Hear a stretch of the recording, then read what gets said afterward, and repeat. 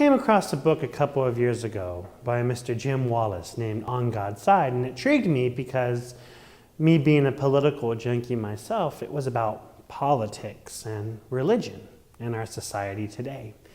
And in the book, Mr. Wallace talks about Abraham Lincoln and during the time of the Civil War, which tore this country apart, which half the country was living in poverty and suffering while the other half celebrated.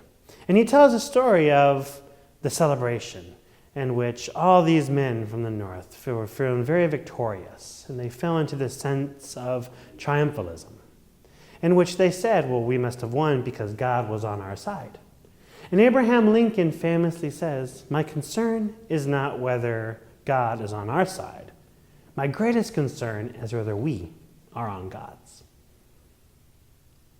In today's first reading from Paul, we see him talking to the people of Philippi. And in it, he's asking them to be imitators of him.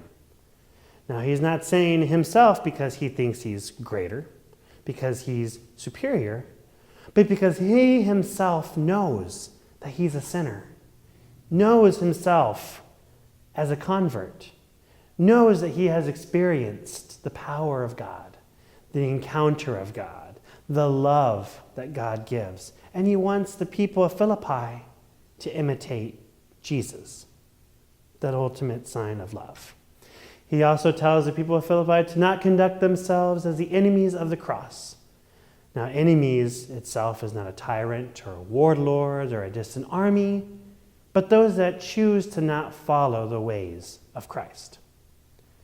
And of course, the image of the cross is twofold. The first representing Jesus, but the second representing that redemption act of by his life and death and resurrection, we were saved. The people who are called the enemies were those that focused on the earthly things and the material things in their lives.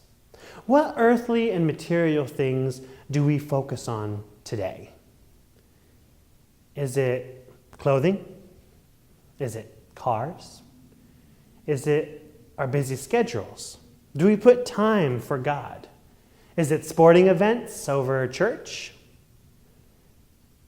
Is it maybe grudges or things that are temporary that we can get rid of, but we hold on to them? Today, how can we stand firm in the Lord and hear what he wants us to do today? God bless you.